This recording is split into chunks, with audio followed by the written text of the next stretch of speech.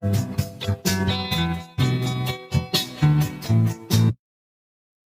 everybody. So it happened. We were expecting that this could happen, potentially. Many of us had hoped that it wouldn't. We understand how it happened. We understand why it happened.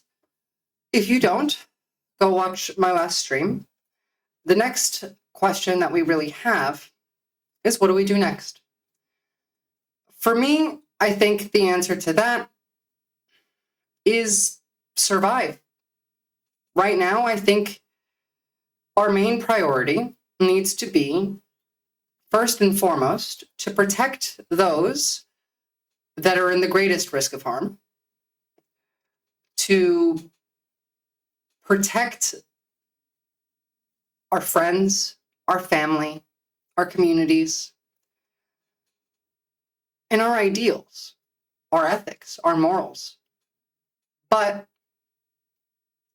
times have changed now. We live in now a fascist society. We will be for the foreseeable future, at minimum 4 years. And if you don't think anything bad is going to happen, if you voted for Donald Trump, this video is not for you.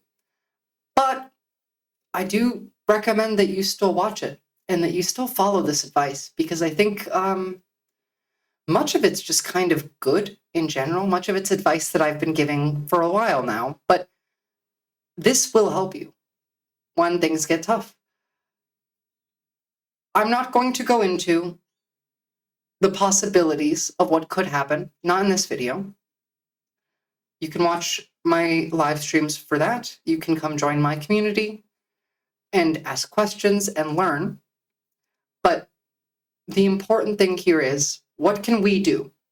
Regardless of what's happening, regardless of how valid some feel that our fears might be, being prepared for disaster is never a bad thing.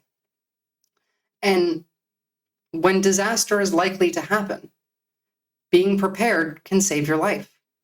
Now, this is not a natural disaster. We're not talking about a storm here. We're not talking about a fire, a hurricane. We're talking about the potential of fascism, jackboots, of military personnel, of, at the very least, based on the news of the day one, ICE going door to door, knocking doors down, looking for immigrants, whether they're documented, undocumented, illegal, doesn't matter. You're going to see law enforcement breaking into buildings, stores, houses, doing raids, looking for immigrants. We saw this last time around. We're going to see this again. From this point forward, if you know an immigrant, no, you don't. You do not know one. They've lived there their whole life. You've seen their birth certificate. You don't need any specific details at all. Just lie. Protect those close to you. If you are an immigrant, whether you came here legally, whether you came here illegally and are now documented, whether you are undocumented, times are going to get tough for you for a while now. Try and blend in. Try and expand your communities to include the people that scare you now. And for immigrants, this is incredibly difficult because there's nothing you can do to hide that fact that you're not born in America and raised here. If maybe you have an accent, or maybe you're a recent immigrant and you haven't fully acclimated to American culture and become indistinguishable. You need to work on that. For your safety, spend some time speaking in front of yourself in the mirror. Listen to Native Americans, not Native Americans, but native English speakers, not born citizens in the area in which you live, and the words that you say differently to them. Pay attention to those words and practice them. This is all so unfair, by the way. It's disgusting that this is the advice I have to give you. Become invisible. Hide away. Depend on the kindness of your community to shield you from the brunt of the damage. Because that's all we can do. We can, if you are in one of these groups that are in the most amount of danger, your best hope is to convince those around you who are not in danger that you are one of them, that you are a good person, that they should protect you. Because whether or not they believe in the rest of the movement, on a interpersonal level, the racism and the misogyny and the bigotry, it still exists, but it's much harder to do to your face than it is for them to do online, especially if you're kind and compassionate. And even if they're not doing it to you, like if they're mean to you and they're harassing you, don't try and become their friend, obviously. But you should be known in your local community as just another nice community member. You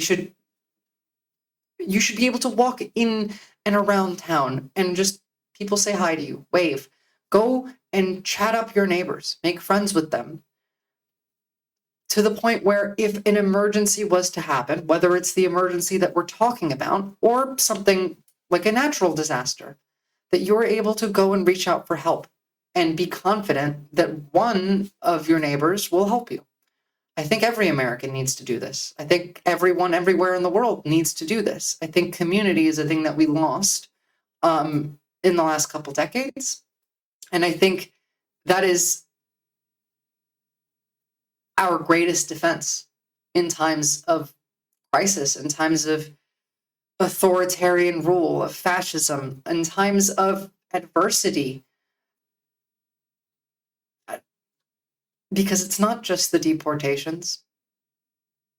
All of us are going to suffer economically to an extent that we could not necessarily even fathom.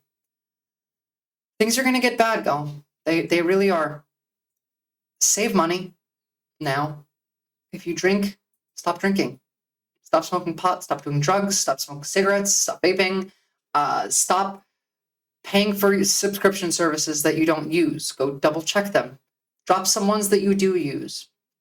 Stop DoorDashing. Stop eating out. Learn how to cook.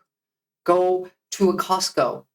Or if you can't go to a Costco, just go to a store.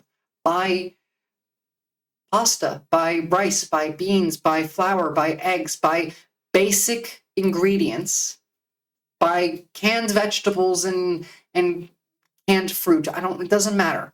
None of your food is going to be healthy anymore. I mean, it never really even was, but the regulations in the food industry were always minimal, and now they're going to be nothing. So it doesn't matter whether you're eating organic or healthy. If you're not sitting with $100 million plus right now, you are going to suffer.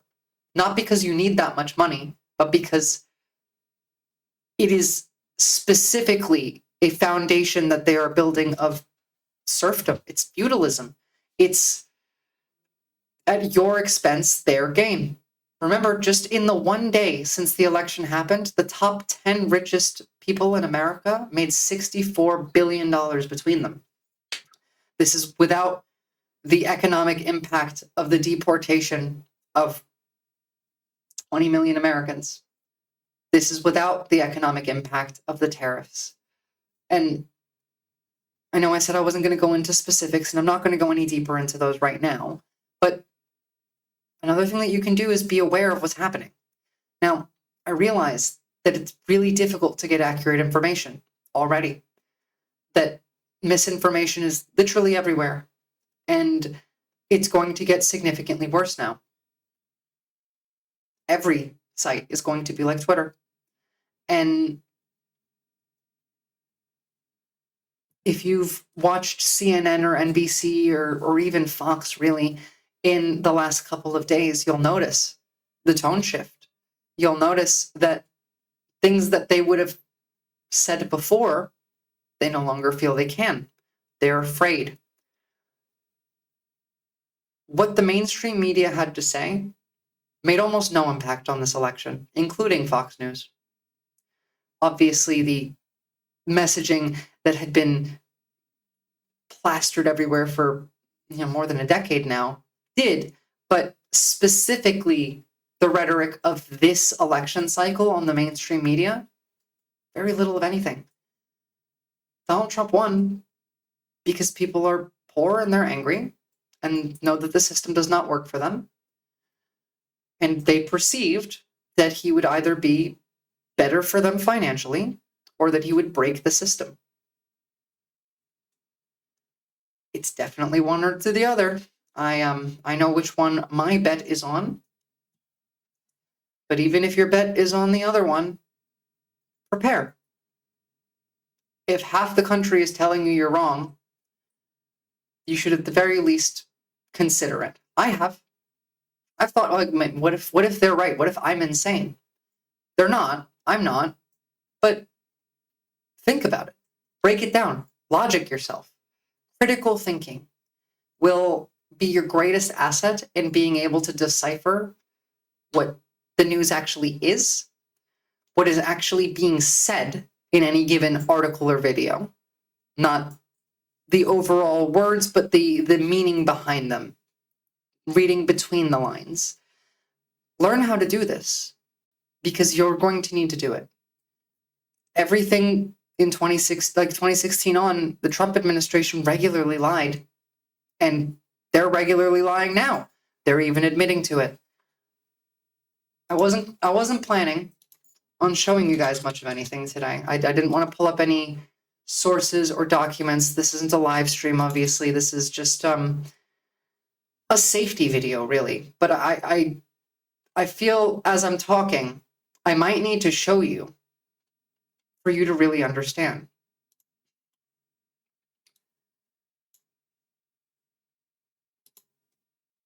They've been lying with no issue, with no problem, for a while now. The disrespectful LOL at the end. I mean, this isn't only Matt Walsh, Steve Bannon also. We told you. They told you. And then they lied. So, to avoid getting caught in that again, don't trust these people. Don't trust me either. Check what I say is true. Fact check it. At this point, you have to assume that anyone on the internet telling you the news, telling you what's happening, analyzing politics, is either correct, stupid, lying, or just wrong. But you can't allow anyone but yourself to dictate whether or not it is one or the other. You need to think about these things. This is a huge MAGA issue, but it's also an issue on the left. America lacks critical thinking and basic logic skills. I highly recommend look up some videos on the subject. Go read literature on it. It'll help you for the rest of your life, and it'll help improve not only just your general day-to-day life, but your mental health.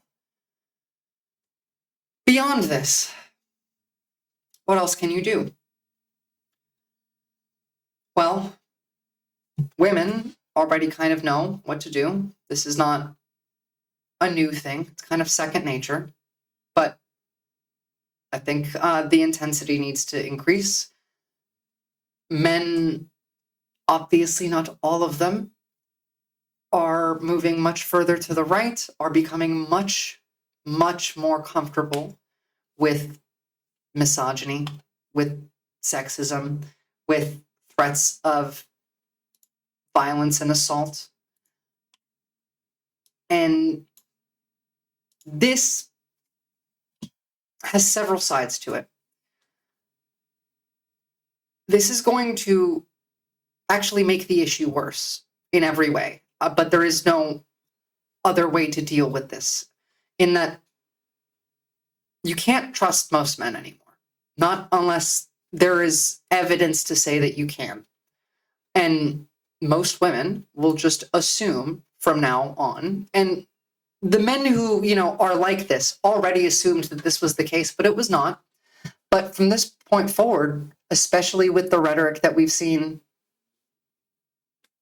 just following election day, and significantly more than just this,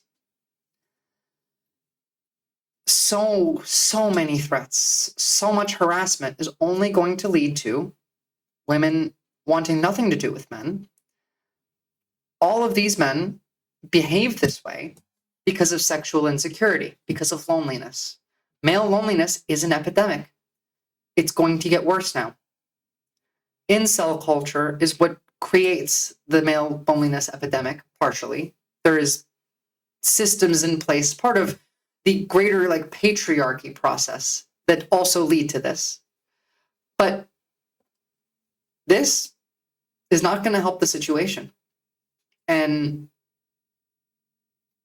it's going to lead to more incels, which is going to lead to more domestic terrorism. But you cannot fault a woman for not trusting men when that's what men are acting like right now. Not all of them, but a significant enough portion that it causes safety concerns for most women.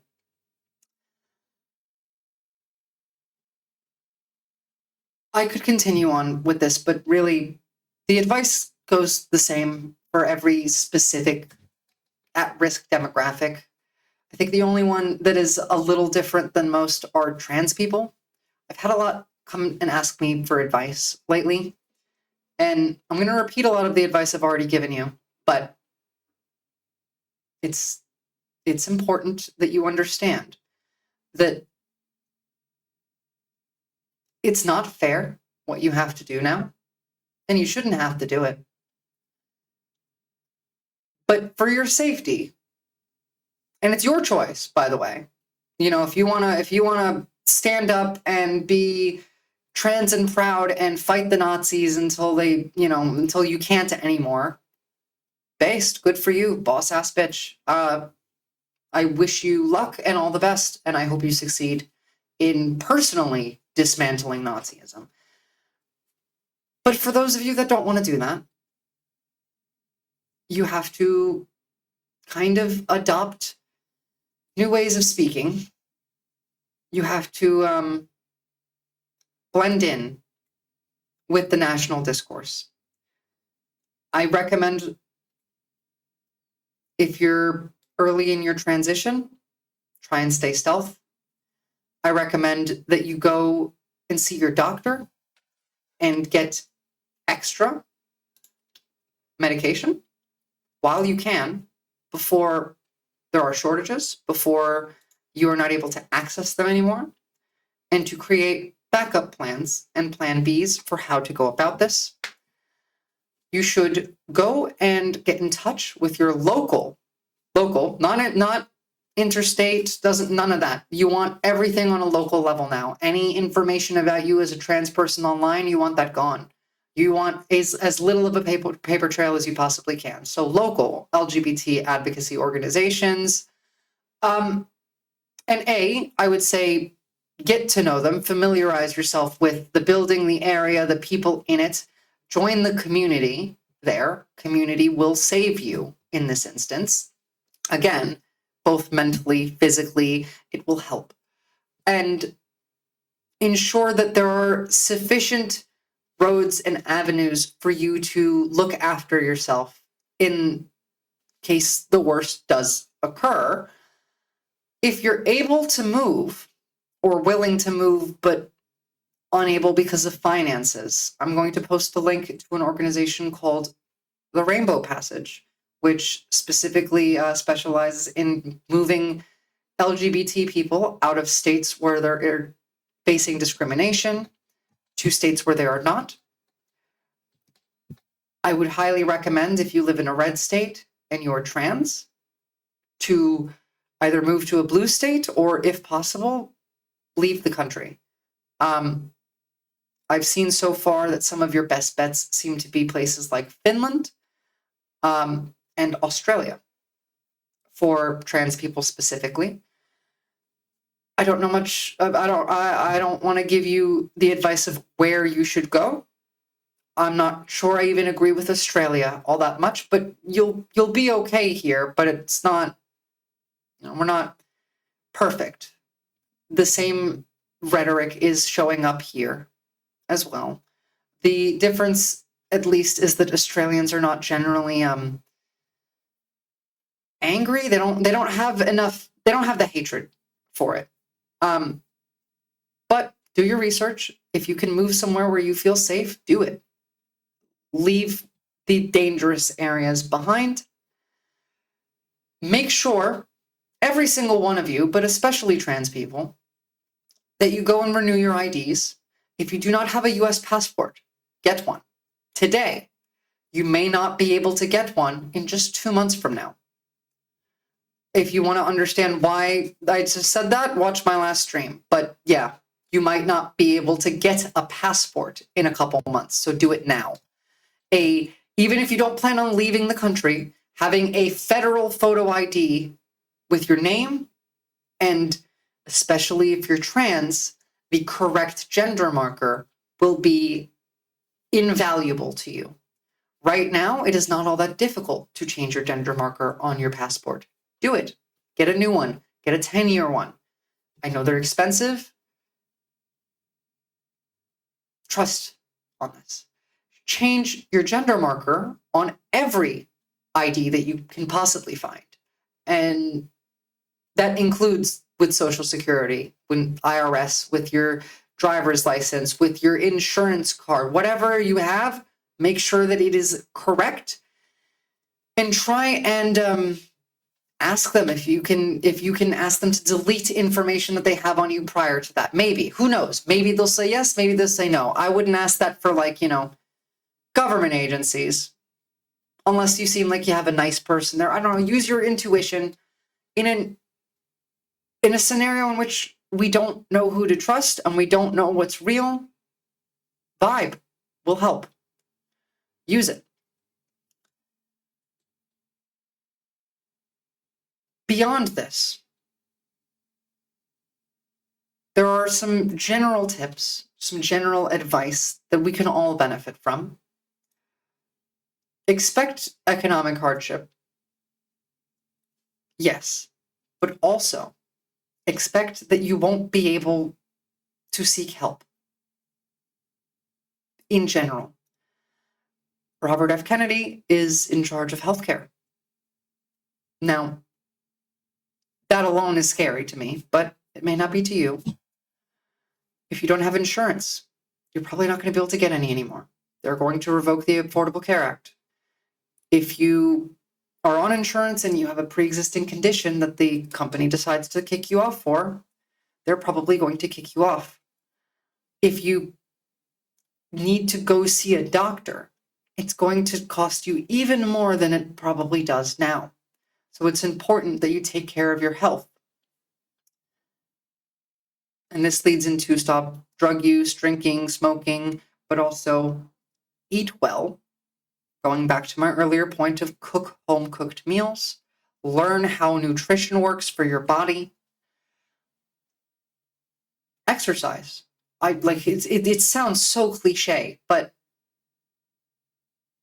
it keeps you healthier. We know this, and most people so far, at least in my lifetime, have been okay with, okay, it's fine. I know it makes me healthier, but I don't need to work out. I'll deal with the health problems. You might not be able to get away with that anymore. If you get a serious enough health issue, you could just die. So take care of yourselves. Be aware how serious this is. I'm not fucking around. This is life and death for millions of people now. Millions, at least, at minimum, millions. Learn some skills while you still can. Again, they're going to have access to the ability to control what we see on the internet. They're going to use regulatory agencies to target social media companies that don't behave like Twitter, that don't allow misinformation and propaganda and Nazi content on their terms of service. And much of the internet will become this way, would be my hypothesis. I don't have evidence for this. However, in a world in which our food is more expensive, the things that we buy get more expensive, the money we make goes down, you're going to want to be able to fix things. So I advise you just go walk around your house and look at the appliances that exist. Your dishwasher, your washing machine, your heater, and look up how to fix them on YouTube. Look up your exact model, look up general how to fix these things. Learn. Download those videos. Don't just watch them. Archive things. We may lose access to a significant portion of knowledge that we have access to. Wikipedia could be gone. Print out some information that you think might be vital for your future. How to grow food, maybe. Not to say that that's what you should do. I'm not even sure many Americans could realistically live like that based on where they live and what's available to them and the lack of education on the subject. But try and teach yourself as much as possible. Teach yourself how to fix stuff like your phone. Small objects, electrical stuff. Learn all of this while you can. Or at the very least, download the resources, whether it's books, whether it's papers, whether it's videos, to have access to these things when you need them, in case you don't later. I know all this stuff sounds terrifying, but I mean, it is. It is. The Nazis just won. The Fourth Reich is rising. Whether you agree with me or not, this is my opinion of what's happened. This is the opinion of about half the country. Or not half the country. Don't give that much credit to the liberals, but a quarter, I would say, yeah. Read Project 2025. See what that entails. For you, for your family, for your community. Buy a gun. Learn how to use it.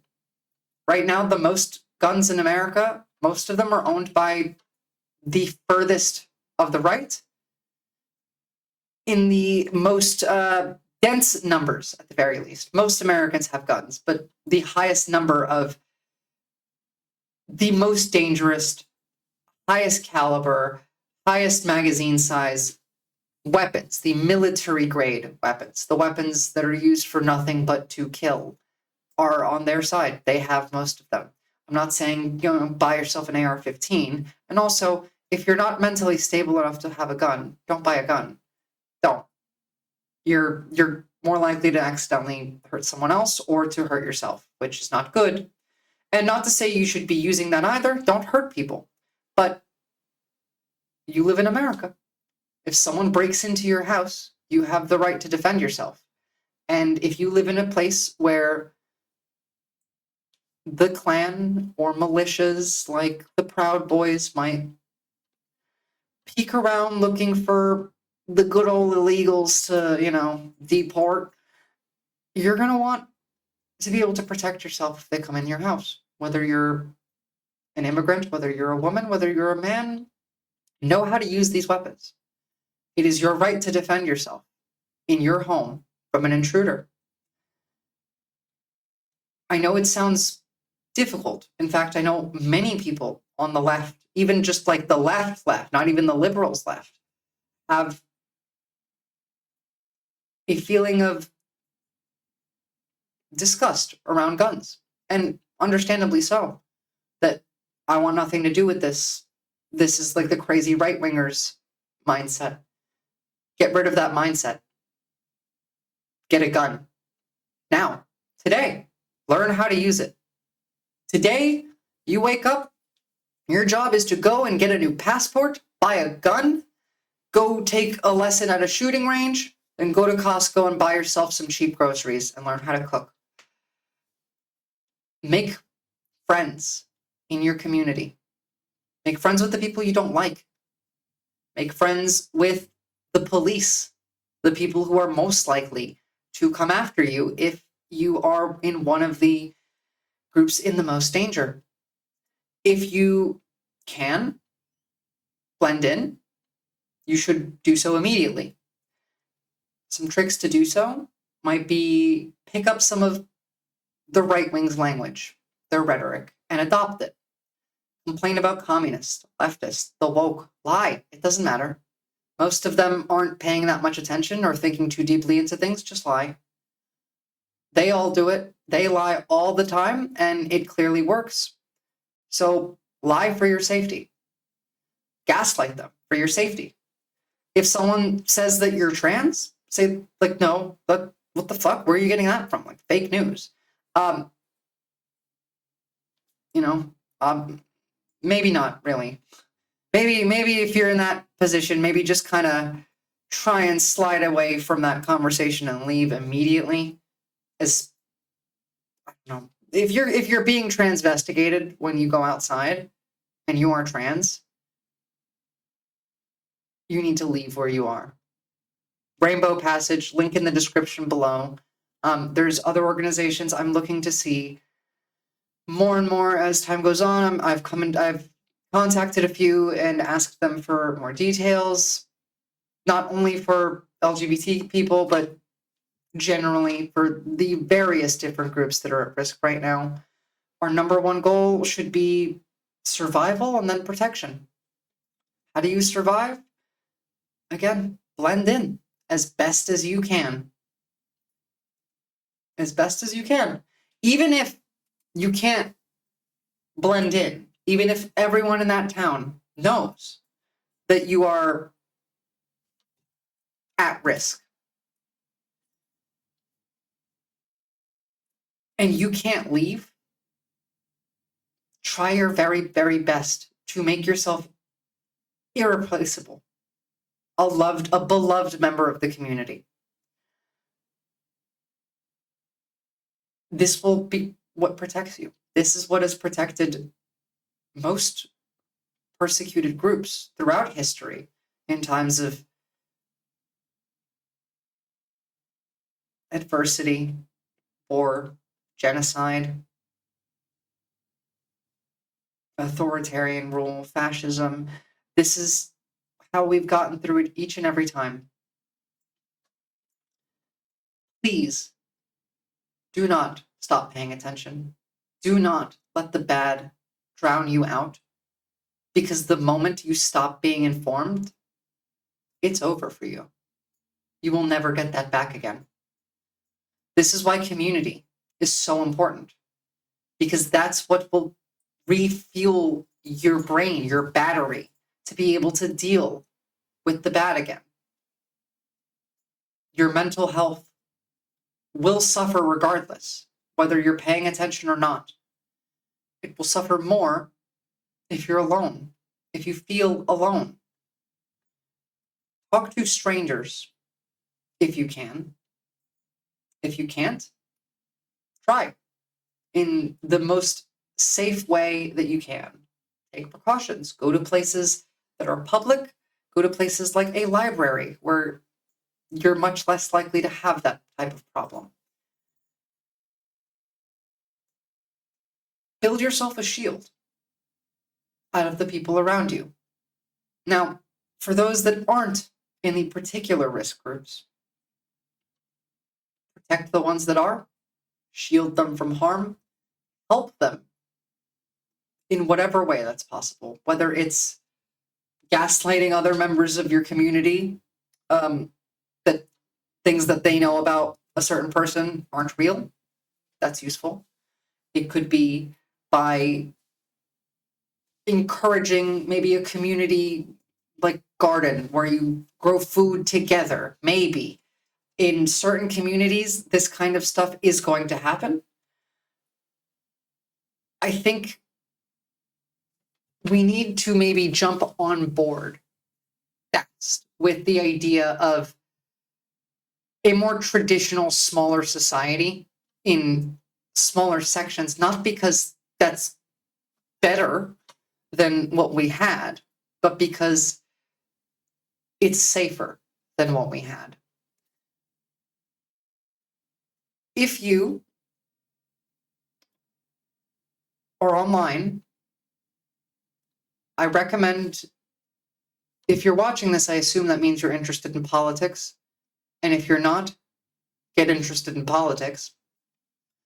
If you're going to engage with discourse online and you don't want to, show your face to be known as a person, if you don't want people to find out your name, you need to work hard at that right now. Try and go through your socials, lock them up. If you are on Twitter and you have posted about being trans on your main, delete that Twitter and open a new alt. I don't know whether they have that information forever or not, but again, they're not going to scour every little bit of metadata as a method of tracking you down. They don't need to. That's not their goal. But if you're going to argue with the right and make a target out of yourself, be prepared for harassment. And for safety reasons, you probably should hide any reference to who you are that someone could use against you. I'm afraid. We're all afraid. Things are going to get really bad. But you can't lose hope, because it's not the end. Many of you will be just fine. Many of you will suffer. All of us will suffer, actually, but many of us will get through it. How long this will last, we don't know. What are the long-term outcomes? We don't know. If you're on the left, I think we need to reevaluate some of our strategies, our beliefs. I don't want to see any more infighting on the left. I don't want to see complaining about different kinds of socialists and liberals to the extent that we have. I'm not saying don't complain about them. I was complaining about liberals today as well. But we need to draw in support. And as the left, under this current regime, we're going to have to go underground for our safety. Remember, one of the first groups that Donald Trump mentioned in relation to the enemy from within: socialists, Marxists, leftists. We're the enemy from within, and they're coming for us. And we are the enemy from within. We're their enemy, and we will be hiding in the shadows, underground. Mostly. Some of us won't be. Some of us will be taking the brunt of harassment, so others don't have to. If you are able to draw attention away, do so from marginalized, at-risk groups. If you're confident in your ability to protect yourself, in your ability to handle large amounts of harassment, if you see it occurring in spaces in which the people that are being harassed have no idea what they're talking about, they have no idea what they're doing, one of these Nazis are about to dox them or something, then take it on yourself.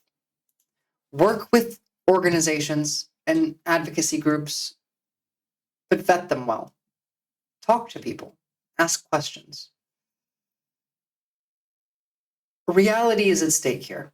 Our fundamental belief in how the universe, the world works, our lives work, is at stake here. Because look how much progress they made in changing the way that people think, the thoughts in their minds, in just the last 8 years. I don't want to sound cliche, but there is a non-zero chance of us following a lot of what happens in things like 1984, following along with a lot of Nazi Germany, things like Russia, with censorship of political dissidents and protest. A lot of people are going to have a very, very hard time. And some of us will have an easier time than others. And some of us are more prepared than others. And for those of us that are, it's our job to A, continue to draw attention to the subject, B, to try and help as many people as we can and protect as many people as we can, and C, continue the fight for positive change, tangible, lasting, positive change. I feel like we might have to scale back the goals that we have on the left a little bit. But it is what it is. This is what's happened. And we will get through it together. All of us will. But take it seriously. Whether you believe this or not, if you've watched this whole 40 minutes so far, I'm sure that means that you probably believe this. But even if you don't, none of this is difficult for you. If you don't believe that Project 2025 is real, that it's happening, that any of the many other things that I said that I wouldn't list are going to happen, that these outcomes are possible, none of my advice to you is negative. Most of it, I'm sure you actually agreed with when I was saying it to you. So do it anyway. It'll either save your life or it'll improve it. You have nothing to lose. For those of you who do believe, and for those of you who are in the most risk, do these now. Don't delay. Don't hesitate. Your safety is paramount.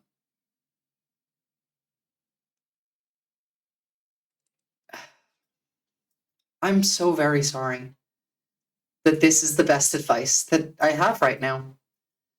Check in. Obviously, if I can think of better things, I will. If I have advice to offer you, I will. Feel free to come ask in my chat, in my Discord. I am happy to try my best to help as many of you as possible. I don't have the ability to do so financially, but I can use my brain. We can do critical thinking together. We have a lovely growing community of nice people that also will help you as best as they can, at least with advice, with information. Again, one of your strongest methods of defense, besides community, is being informed. Follow along with what's happening. Learn how to do media analysis, dissecting bias and pulling it out of papers, out of videos, and reading between the lines. This is one of your most powerful tools. Do not forget that you're not alone, but also don't forget that you are on your own.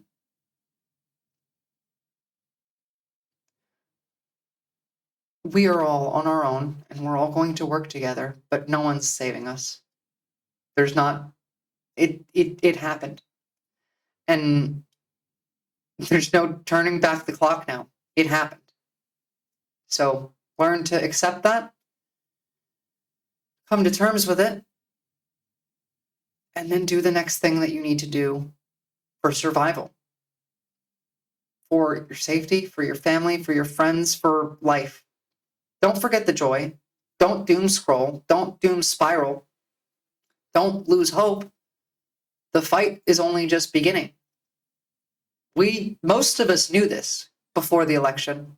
Even though that I, the few days before the election, got caught up with most of the other content creators on the left and thought maybe we do have hope. But prior to that, if you're watching my videos, if you're in my community, it wasn't looking great for us. It was difficult to tell. It was 50-50, but the vibe was be prepared for a Trump victory. And if you did that and you mentally prepared yourself, good. You are a step ahead already. If you didn't, if you were caught off guard, take today, take yesterday, take tomorrow. Process, come to terms with it, cope, and then do everything you need to do.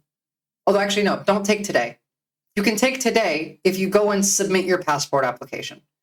It can take a long time for that to get through, but I'm not joking. You may not be able to get one for a decently long time, depending on how things go. They might just not pass the spending bill, not fund the government, default on the loan. There is no more office for your ID. There is no more EPA. There is no more FDA. There is no more DOJ. Nothing. It's all gone. All of the departments, the Department of Education, gone. If you can't pay for the services that the government is offering, if the government can't pay for the services that they want to offer, rather, then no one will be able to provide them. Public schools run on tax money. And if they don't increase the debt ceiling, they don't do the budget, then there's none. There's no funding for anything. Goodbye Medicare, Medicaid. Goodbye Social Security. What will run still will be the things that they would use to keep them in power. The police, the military, parts at least, not all of them, but a good chunk. Congress, some of the higher courts. And that's basically it. For as long as they decide to keep it that way. And this is not even counting everything else that they've already said. Please pay attention, be safe, be smart, and talk to your neighbors. Build community. Either do that or enjoy your suffering. And one last thing, in person, I know a lot of you rightfully probably hold some resentment to people who voted for Donald Trump. The ones that are evil, you can tell. The ones that are hateful, you can tell. Stay away from those ones as best as you can, and try not to get into arguments with them in public, in person, when you are personally in danger. But online, go for it. Go for it. But for the people who voted for Donald Trump because they thought it would fix things, no matter how dumb of a decision that may have been, I understand why they did it, and you should too. I was going to say I assume, but this isn't something that I can assume, but I would hope many of them would feel shame. I hope that some of them already feel ashamed of themselves, but they're going to have to live with the consequences that their actions created. If you voted for Donald Trump because you thought he would make your life better, I'm sorry, but all of this is, at least in part, your fault. And that's not to say that you're irredeemable, because that's the point I want to make here, is that even those who have made this mistake, if you feel bad about it, if you're remorseful, if you want to make up for it, then you deserve a chance to try. And honestly, might be the best chance that we have at changing the minds of more people on the right is by having those who do feel bad and see the damage that they cause, the devastation that they have caused when it happens, to help move others from the right over to us as well. That person could be a invaluable asset to the greater good. But that requires us to not lose our shit, to not hate them for what they did, to forgive them. And a lot of us won't be able to forgive, but we can work together anyway, and that's fine. The enemy here is no longer Democrat, Republican, MAGA, not. Honestly, fuck it. I don't care if they're MAGA anymore. The issue here now is the fascist overlords and the rest of us. The people that are still on board, the MAGA crowd, that will dwindle over time. It will split. The people that stay with those in power are evil. They're the ones that are the evil class, the capital class, the Nazis, the Christian nationalists, the worst of that lot, the basket of deplorables. That's who will be left with him. With them, rather, because it's not even about Donald Trump anymore. Whereas the ones that move over, the ones that see and feel disgust and shame, need to be welcomed. If we don't do that, then this never gets solved. This is crucial, because the way to break this hold of misinformation that social media has is by honest in-person engagement and interaction. That's how we make the larger changes. And to be able to do that, we need to be able to advocate in person without fear of being shot by the military. And so we have a lot of work to do. A lot of work to do. And let's not make our job harder by increasing opposition for us. Next stream, I'll talk a bit more about ideas of how to advocate for good things, what things that we could advocate for. We don't really know where the chips are going to fall at the moment. They have, just in the last day since winning, presented several different options for the very, very near future, many of which are similar, but different in key and noticeable ways. And so, until it begins, the best we can do is estimate who's the most in danger and how to help them the most. Take this time, the calm before the storm, to do the things that I said. I'm not joking. Please, I'm begging you, don't ignore this. Your life is at stake.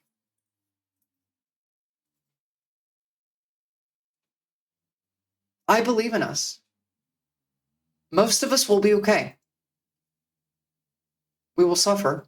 We'll have difficult times, but we're not going to the death camps yet. We have time. So don't stop fighting. Don't stop paying attention. Don't stop doing good for the people around you, whether you think they deserve it or not, honestly. Spread positive messages, spread joy, spread good, spread kindness. Teach empathy, logic, critical thinking. Whatever you can do, whatever you have the ability to do, to anybody, anytime that you have, that is positive, do it. Spend less time online. Spend more time outside. If you can't do that, I understand that. If you're a woman, depending on where you live, you might even not just want to go outside by yourself. Bring a friend. Don't go out, to town at night by yourself. Don't go out clubbing by yourself. Even in places like New York. I suppose if you have the ability to defend yourself, that's different. If you live in a state where, I don't know, you can open carry and you have a gun and you're willing to protect yourself, then that's fine. But use common sense. We don't live in a safe country anymore. America is not safe for many Americans. Be aware and act accordingly.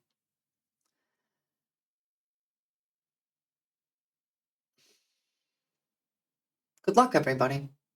We're going to get through this.